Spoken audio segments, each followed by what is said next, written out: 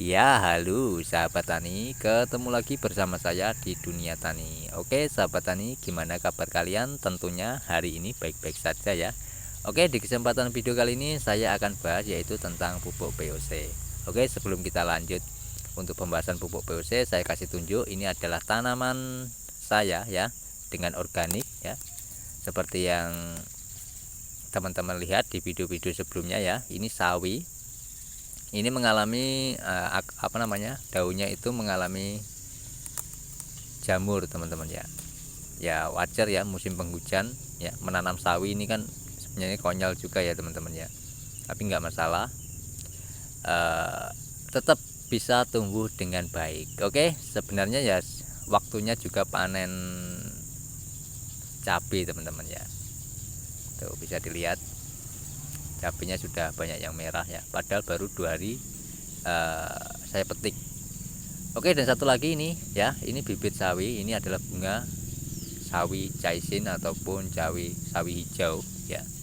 Ini mudah-mudahan nanti bisa jadi ya, karena ini saya kembangkan, saya tanam lagi nanti ke depannya. Jadi tidak perlu kita beli bibit lagi.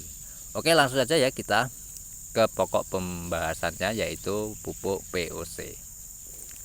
Di video kemarin ya, 1 hari yang lalu ya, itu ada yang berkomentar, Pak, saya membuat pupuk POC ya dari rendaman rumput, tapi saya campur dengan nasi yang sudah busuk ataupun sudah basi. Itu ya teman-teman ya. Apakah bisa? Jawabannya bisa. Nah, tapi begini teman-teman ya, saya bikin pupuk POC ini memang tidak pernah ya menggunakan nasi, tapi tetap bisa teman-teman ya. Yakin tetap bisa ya. Tidak ada yang gagal, itu tidak ada. Cuman prosesnya lebih lama gitu ya. Karena apa? Mengalami pembusukan dulu baru nanti jadi pupuk. Pembusukan itu adalah aktivitas bakteri-bakteri jahat maupun bakteri baik itu lagi mendekomposisi bahan ya teman-teman ya. Jadi bertarung di dalam situ antara bakteri baik dan bakteri jahatnya. Oke, dan ini ya, saya akan aplikasikan pupuk saya yang umurnya sudah lama sekali. Jadi gini, untuk pupuk yang saya bikin ini memang dari rendaman rumput ya. Saya campur dengan, kemarin itu saya kasih tunjuk ya di video kemarin, itu ada cangkang telur. Nah, kenapa saya masukkan cangkang telur? Supaya apa? Cabenya itu bisa berbuah dengan lebat. Tuh. Dan sawi yang kemarin saya timbun ya, saya masukkan, naikkan tanahnya yang ada di paritan bedengan, saya pupuk hari ini. Jadi untuk pemupukannya ini jangan tanya lagi ya teman-teman ya, karena sering ya bertanya untuk pemupukannya berapa hari sekali ya. Jadi saya ini melihat kondisi juga teman-teman ya. Kalau kondisinya sudah 1 minggu tidak hujan ataupun hujannya sudah jarang, itu saya masukkan pupuk POC nya. Kenapa kok begitu itu kan? Jadi gini, kalau kita sering hujan memupuk dengan POC ya, tanah kita semakin basah, kelembapannya semakin tinggi ya. Jadi untuk patogen itu bisa tumbuh di situ. Nah, tapi tenang saja ya, kalau teman-teman selalu menggunakan organik untuk bakteri patogen ataupun bakteri jahat, itu tidak gampang menyerang tanaman kita. Kenapa? Karena tanamannya sehat, tanahnya sehat teman-teman ya. Nah, kalau kita sering menggunakan organik, tentunya untuk masalah bakteri jahat, masalah hama, virus, itu terjauhkan teman-teman. Karena apa? Tanahnya sudah sehat gitu ya. Beda dengan kalau kita menggunakan pupuk kimia terlalu sering ya. Saya pastikan tanah teman-teman maupun lahan teman-teman maupun sahabat tani ya, itu pasti banyak sekali masalahnya. Dari jamur, dari patogen, jadi busuk akar, itu banyak sekali nanti kalau sering menggunakan pupuk kimia.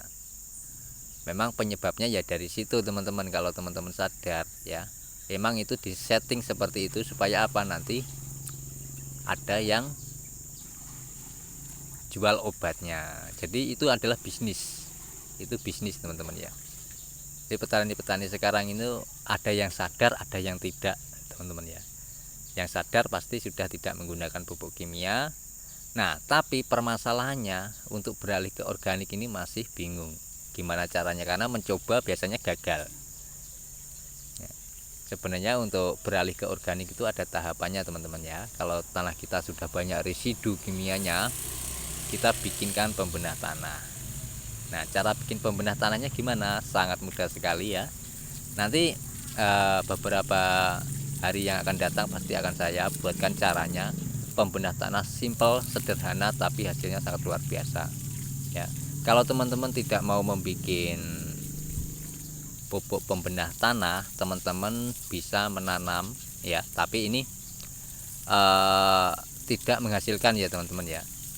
Tidak menghasilkan lahannya, hanya ditanam dengan tanaman orok-orok. Nah, tanaman orok-orok itu sudah saya bahas di video-video 1 bulan, 2 bulan, 3 bulan yang lalu teman-teman. Teman-teman boleh cari ya, nanti saya kasih di playlist juga ada ya tanaman orok-orok, dan juga nanti akan saya taruh linknya ada di deskripsi. Itu cara yang sangat simpel juga sebenarnya, tapi tidak menghasilkan panennya, hanya menghasilkan pupuk gratis dari orok-orok itu saja. Itu juga sebagai pembenah tanah ya, awal dari permulaan beralih ke organik itu teman-teman. Kalau teman-teman ingin tetap menghasilkan lahannya, boleh mencoba bikin yaitu pembenah tanah ya. Seperti yang saya bilang, kalau saya bilang itu sudah banyak sekali, cuman kan untuk prakteknya belum teman-teman, nanti akan saya praktekkan ya. Kalau bahannya itu sangat simpel sekali, hanya dari humus bambu ya, bawah bambu, ditambah juga lahan kita, tanah dari lahan kita ambilkan ya, kita jadikan satu, kita campur dengan katalis. Nah, pembuatan katalisnya gimana? Kalau teman-teman sudah mempunyai pupuk POC yang umurnya sudah 3 tahun bahkan lebih ya, 2,5 tahun ya, 2,5 tahun tidak masalah juga bisa. Itu bisa dibikin katalis. Nah, tuh. Oke, untuk fermentasinya biasanya berapa hari Pak ya, untuk dekomposisi pembuatan pembenah tanah. Jadi kalau menggunakan ini ya teman-teman, katalis itu lebih cepat ya, lebih cepat. Tapi kalau tidak menggunakan, hanya air dan juga humus bambu tambah air tambah daun-daunan yang tahan hidup di musim kemarau, itu membutuhkan kurang lebih 3 bulan atau sampai 4 bulan. Lebih lama lebih bagus ya. Itu caranya supaya kita menetralkan lagi tanah kita supaya tidak banyak residunya. Jadi residu itu sebenarnya pupuk tapi belum terserap oleh tanaman. Gimana caranya untuk bisa terserap oleh tanaman? Kita kasih pembenah tanah. Oke, itu saja saya bagikan. Semoga teman-teman bisa mendapat manfaat dan sisi positif pada video kali ini ya, dan bisa menjadi tambahan ilmu yang untuk berkebun ya. Memang ini kebunnya hanya 3 kali 3 meter teman-teman, tapi ini adalah riset saya ya untuk mengembangkan organik ke depannya. Dari kecil ya, kita mulai dari kecil, lama-lama juga menjadi besar. Oke, itu saja saya bagikan, semoga bermanfaat dan bisa menginspirasi teman-teman ya. Dan juga saya kasih tunjuk ya di akhir video kali ini ya, itu adalah tanaman kacang panjang saya sudah mulai generatif. Nah, itu awalnya juga dari bibit sisa dapur saya tanam tumbuh teman-teman ya. Sisa dapur, ada yang tua, ada yang bijinya itu ada yang mengeluarkan kecambah. Nah, itu saya tanam ya, bisa dilihat ini tuh. Ini mudah-mudahan bisa menjadi besar, tua, dan saya akan jadikan bibit lagi. Oke, itu saja saya bagikan, semoga bermanfaat. Sampai ketemu di video saya selanjutnya. Saya akhiri wal taufiq wal hidayah. Wassalamualaikum warahmatullahi wabarakatuh. Salam petani cerdas luar biasa. Terima kasih sudah menonton sampai selesai. Sampai ketemu di video saya selanjutnya.